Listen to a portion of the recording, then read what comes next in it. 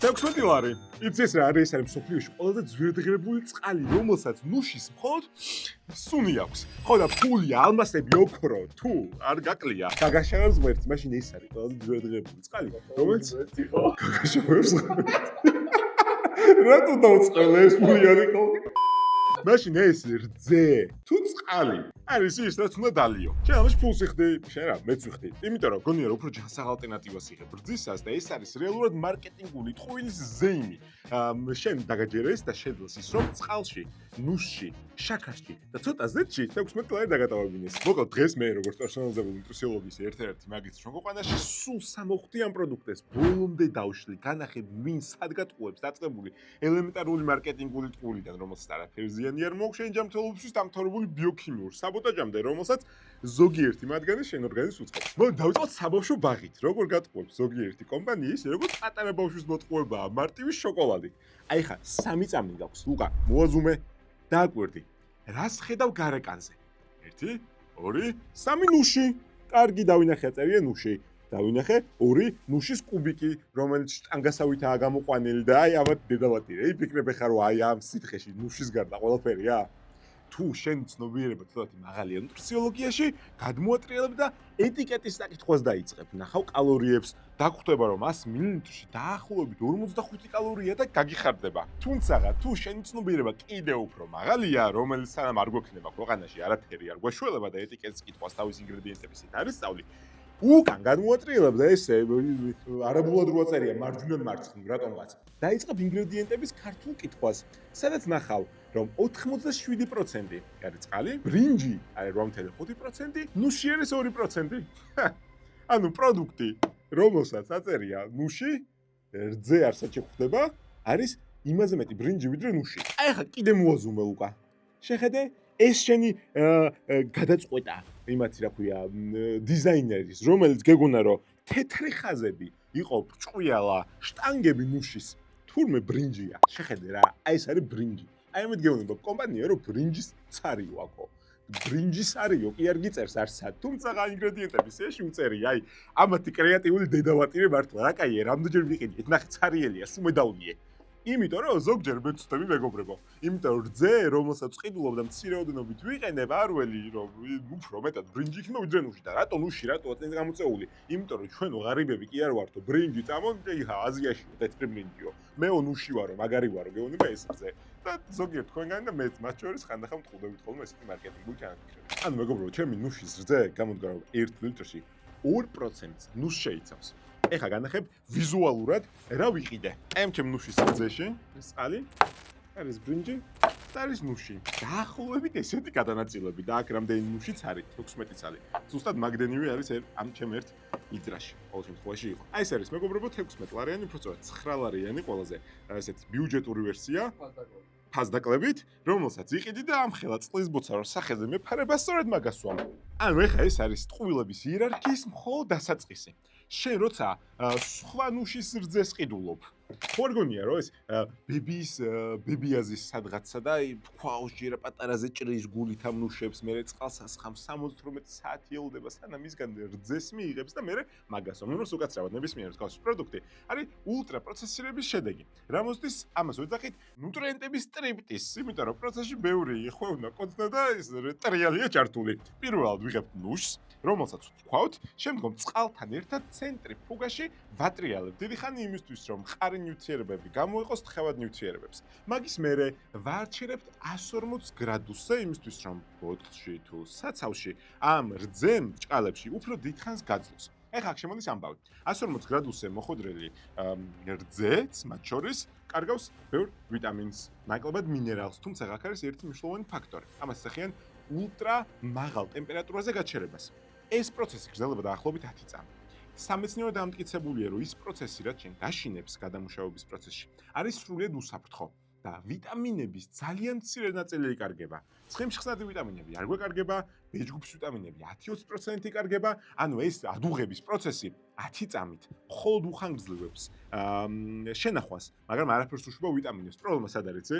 უბრალოდ ამ დალუცვილ 2% ნუში ისედაც ცოტა ვიტამინები და მინერალებია. სწორედ ამიტომ მცენარეული წარმომადგენლები უმატებენ, ანუ ფორტიფიცირებას უკეთებენ კონკრეტული ვიტამინებით და მინერალებით საკუთარ პროდუქტს. სწორედ ესე, აი აქაც სანტალზე უფრო ძურადღირებულ ვერსიაზე რო გადავიდეთ, რომელიც 16-ლარიანი პროდუქტია თქო. რას ხედავ? ხედავ ორ რამეს. ნუშს დამატებული შაქრების გარეშე წარწერას და როგორც კი პატარაზე გადმოატრიალებ, აქვე დაგხვდება და გამდიდრებული A ვიტამინით, B ვიტამინით, C ვიტამინით, D ვიტამინით და ასევე არის უშაქრო, თან დამატებული შაქრების გარეშეო. აი აქ იწყება ეხლა, არა ის პრობლემა, რომ წყალია ძირითადად, რას ვიზამთ, უბრალოდ ძვირია, თუ გაგიხარდება დალია. როდის არის ბიოქიმიურად პრობლემა შენი ორგანიზმის, იცი? როცა ეტიკეტში ჭკვიანი თავები პოულობენ იურიდულ გარღვევას. სადაც ვერც ერთი სახელმწიფო ორგანო მათ ვერ მოთხოვს პასუხს, იმაზე რომ წერია დამატებული შაქრების გარეშე, ეხლა გადმოატრიალებ ეტიკეტს და წავიკითხავ, რომ აქ არის დაახლოებით 3 გრამი ნახევარწყლები, 0.5 გრამი მათ შორის შაქრებია. ეს ნახევარწყლები საიდან მოვიდა ნუშის რძეში? კითხვას დასვამ, გააგრძელებ ინგრედიენტების სიის კითხვას და დაგხვდა. მალტოდექსტრინი. ეს რა არის? იცი მალტოდექსტრინი რა არის? რატო არ იცი? არ უყურე ჩემი ყავის ვიდეოებსა. მალტოდექსტრინი არის შეფარული შაქარი, რომელიც რეალურად არ არის შაქარი, მარტივი ნახშირწყალი, თუმცა არის რთული ნახშირწყალი, რომელიც მიიღება სახამებლისგან, ძირითადად სიმინდის ან კარტოფილის. თუმცა რთულ ნახშირწყლებში გადის, მაგრამ მათ შორის ბმები ისეთი სუბუქია, ისეთი სუსტია, ორგანიზმი მას უფრო სენსიტიურად აღიქვამს, ვიდრე სუფრის შაქარი რო ჩაეყარათ ამ დალუცულში. ანუ რას ნიშნავს? გლიკემიური ინდექსი ჩვეულებრივი სუფრის შაქრის თუ არის დაახლოებით 70, გლუკოზის თუ არის 100, მალტოდექსტრინის არის დაახლოებით 120. ანუ ეს არის ხრიკი პროდუქტს მიუცეს სიტყვა, რომელიც მინდა. ამასობაში დაგიწერო, რომ დამატებული შაქრების გარეშეა, მეც მოგებული დავრჩე. შენ სიმართლე არ გითხრა, მაგრამ შენმა ორგანიზმმა მიიღოს შაქრების ზღვა. თან ყველა საინტერესო რა არის, ინგრედიენტების სიაში, როგორც წესი, თანმიმდევრობით ინგრედიენტები წერია დიდიდან პატარისკენ. ანუ კლებადობით. როცა ინგრედიენტების სიაში მე ვკითხულობ, შემადგენლობა სასმელი წყალი, ანუ ყველაზე მეტი წყალია. მერე ნუში 4%, მერე მალტოდექსტრინი. ანუ ნუშის შემდგომ ყველაზე მეტი რაც გამოყენებული არის მალტოდექსტრინი. ეხა მოდი და ვიდაოთ ამ ერთ ჭიქაში, რომელსაც შევიწყე, მან რამდენი მალტოდექსტრინი მოხდება. კაცმა არ იცის. ალბათ ცოტა, რომელიც ეხა არ მოყავს, რა თქმა უნდა, უბრალოდ შენ თუ გლუკოზის მენეჯმენტისთვის ყიდულობ უშაქრო ალტერნატივას, რომელშიც 16 ლარს იხდი, ცოტა გადმოატრიალე მალტოდექსტრინი მოძებნე და რომელ პროდუქტშიც დაგხვდება მალტოდექსტრინი, უკან დააბრუნე. მერე იმიტომ რომ ნახავ, რომ სხვა პროდუქტებში, რომელიც მის გვერდზეა, თუნდაც იგივე ბრენდის მალტოდექსტრინი გამოყენებული არ არის. სწორედ ამიტომ დააკვირდი ეტიკეტს და ინგრედიენტების სიას და არ მოტყუდე მხოლოდ გარეკანით. შენ გონი რომ აქ სრულდება პროცესი? არა, გადმოატრიალებ ნახავ, რომ ეს სითხე წყლის მაგვარი სითხე რომ რაღაცით გას, ხელთ ემატება, ზოგიერთი შემადედებელი, ზოგიერთი ზეთი. ეხა აქ მაქვს წინ კიდე სოიოს გენმოდიფიცირებული სოიოს რძე, მაქვს შვრის რძე, გენმოდიფიცირებული ცუგიაო, ეხა იფიქრებ, ეგ როცა ნოდა ეხა ამ ვიდეოს ხო არ ჩამაწერინებდი. სწორედ ამიტომ მოგიმზადე მინი კურსი. აი ამ QR კოდს დაასკანერებ, გამოგიყვანს მინი კურსზე, სადაც სცენარეული რძის შედარება დაგხვდება ერთმანეთთან, ნუშის ობჯობია, სოიოსი, ბრინჯის, თუ შვრიის და რა განსხვავება მათ შორის, ამასობაში დაგხვდება ხერხი როგორ მიიღო, სახლში დაამზადო, შენით ოჯახურად რძე, რომელიც უფრო მიახლოებული იქნება ნუშთან, ვიდრე ნებისმიერი 9-ლარიანი, 16-ლარიანი პროდუქტი, რასაც იყიდნი. დაასკანერე ეს QR კოდი, ან აღწერა ნახე, ლინკი აღწერაში. შეავსე. დაიკავშირდებით, გადმოგვყავთ მინი კურსებზე. ეხლა გავაგრძელოთ, იმიტომ რომ რეალურად ამ პროდუქტებს რო დააკვირდე, მოდი ინგლისურად დავატრიალოთ, დააკვირდი, არსად დაგხვდება სიტყვა რძე. milk ვერსად დაგხვდები, იმიტომ რომ ეს დაუცველი არ არის რძე. ეს არის მცენარეული ექსტრაქტით გაჯერებული სითხე.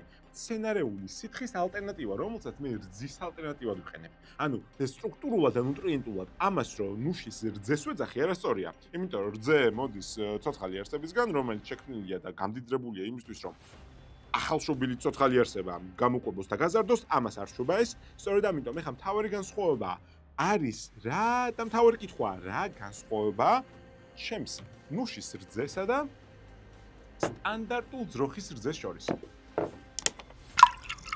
აი ხა შევადაროთ ერთმანეთს ერთი სავსე ჭიქა 240 მლ-ით ძროხის რძე და ჩვენი სცენარეული ალტერნატივა ამ შემთხვევაში ნუშის რძე. 240 მლ ძროხის რძე მომცემს 150 კალორიას, მაშინ როცა ნუშის რძე მომცემს დაახლოებით 30-40 კალორიას. ერთი ჭიქა ძროხის რძე მომცემს დაახლოებით 8 გრამ ცილას, რომელიც სრულფასოვანი ამინომჟავების კომპლექტი იქნება, მაშინ როცა ნუშის რძე მომცემს 1 გრამს ცილა უნდა იყოს ახლა ამაში თან ესეც სცენარეული წყაროდან წამოსული. ცხიმს მომცემს 8 გრამს, ძირითადად ნაჯერს ძროხის რძე, მაშინ როცა ცხიმს მომცემს 2.5 გრამს დაახლოებით, რაც დამატებული აქვს იმ ზეთების სახით, რომელიც გითხარი ნუშის რძე. ნახვერწყლებს დაახლოებით 12 გრამს მომცემს ერთ ჭიქაზე ლაქტოზას, როგორც მთავარ ნახვერწყლების წყაროს, მაშინ როცა ჩემი უშაქრო ალტერნატივები რძის მომცემს 1-2 გრამ ნახვერწყლებს თუ შაქროა საერთოდ შაქარი არ ექნება შიგნით. ძროხის რძე მინერალებიდან მაძლევს კალციუმს ბუნებრივად დაახლოებით 300 მგ. მაშინ როცა მცენარეული რძე მხოლოდ იმ შემთხვევაში მაძლევს კალციუმს,